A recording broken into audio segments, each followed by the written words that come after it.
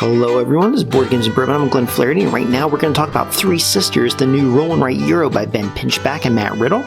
This game here is a roll and write Euro that is going to harken back to their game that they made earlier called Fleet the Dice Game. Now, essentially, for all intent and purposes, you could say this is Fleet Part 2, okay? It's about 80% the same DNA as the predecessor, but that last 20% is going to give you just enough choices, control over what you're doing, that's going to change the gameplay pretty significantly from being a tactical game of roll by roll deciding what to do and turning it into a more strategic game because there is forecasting, seeing what's going on.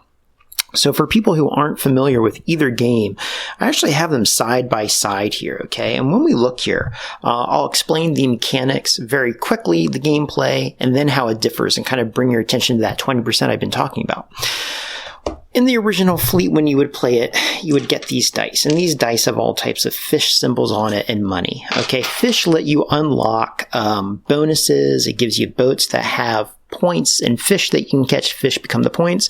Has coins, and the coins are going to unlock wilds that you can do.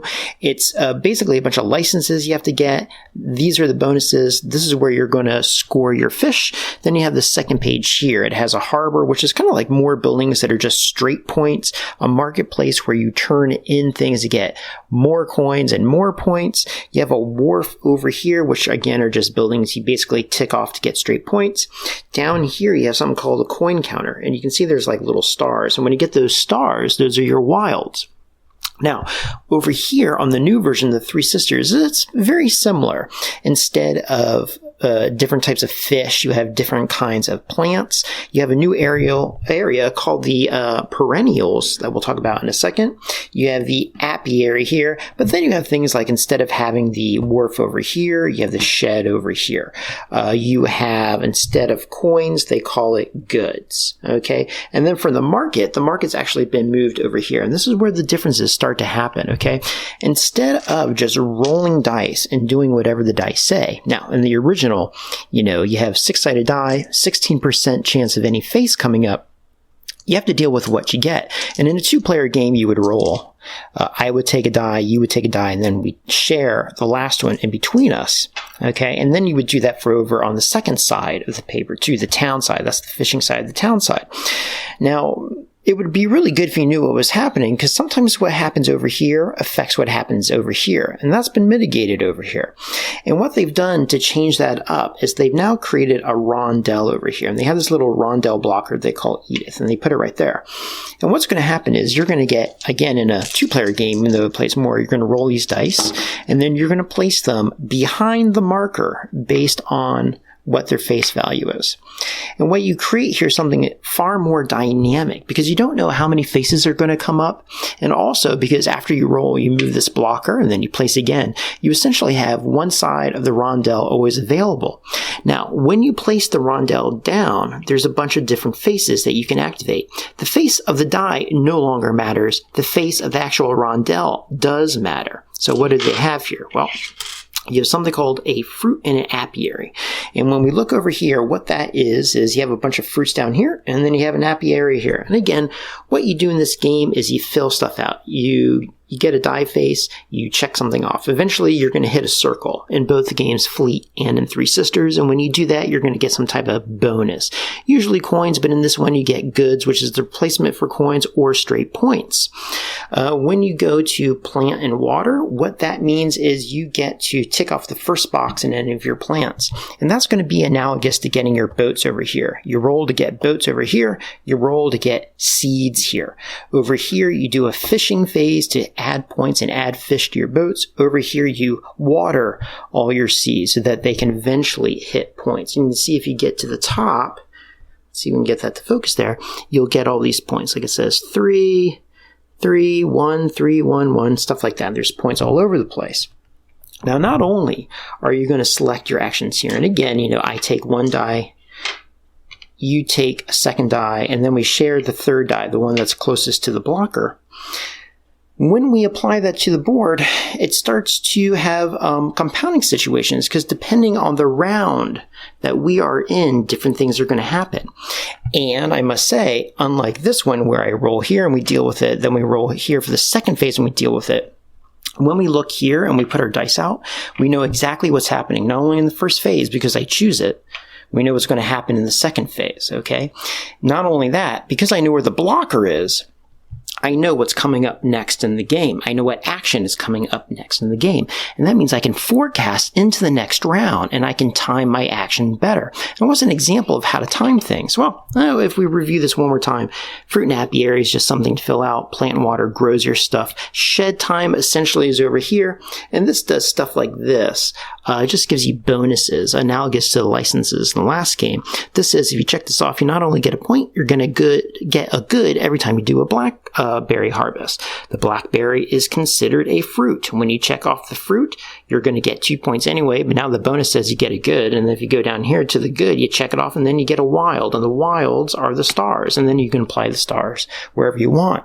So if I knew ahead of time that, let's say, the watering phase was coming up, I wouldn't go ahead and put the watering phase. Over here, I might not know what was going to happen, so I did it, and then the town phase did it for me anyway.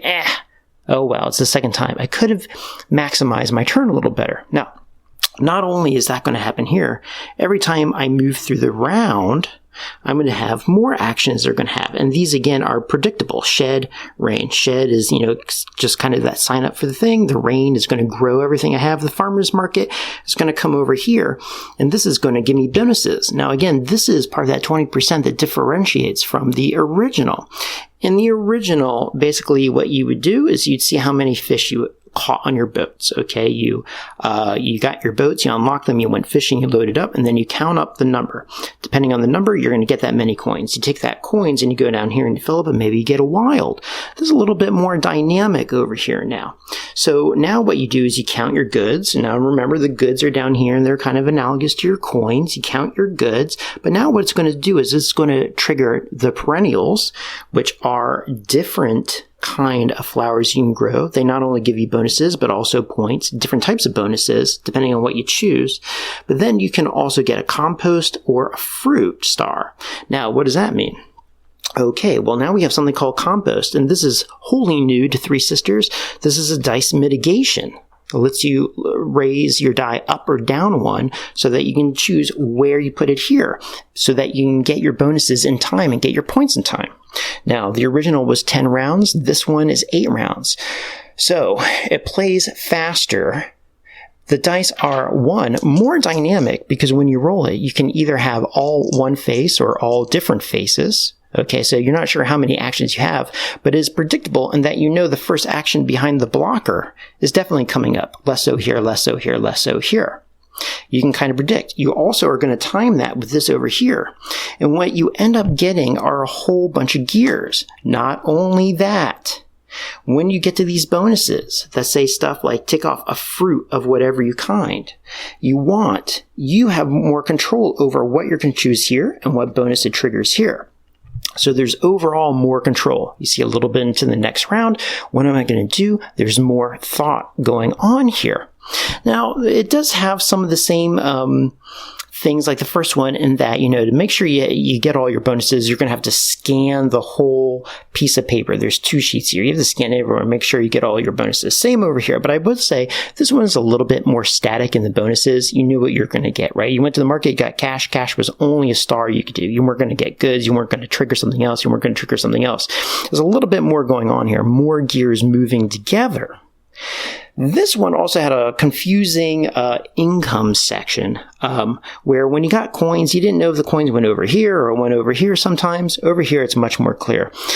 Overall, it plays faster. It's more clear. The choices are a little bit more interesting to me strategically because I can dictate, or I shouldn't say dictate, I can forecast what is going to be coming.